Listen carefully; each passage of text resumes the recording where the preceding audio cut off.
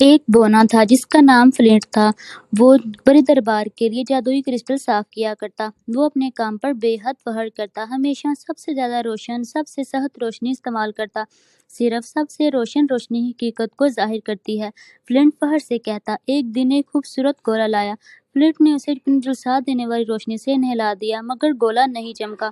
وہ اندھا کر دینے والی سفیدی میں بدل گیا، اپنی اصل شکل چھپا گیا۔ فلنٹ غضبناک ہو گیا اور گولے کو جالی کہا۔ ایک بوڑھی پری جو ہمیشہ اپنے ساتھ ایک گھڑا رکھتی تھی اسے دیکھ رہی تھی۔ فلنٹ، اس نے آہستگی سے کہا، تم وہ روشنی استعمال کرتے ہو جو اندھیرے سے لڑتی ہے، مگر ایک سچا عکس صرف اس روشنی کو چاہتا ہے جو اندھیرے کو جانتی ہو۔ پری نے اپنے گھڑے میں سے سیاہ سائی کی ایک مٹھی نکالی اور گولے پر گزار دی۔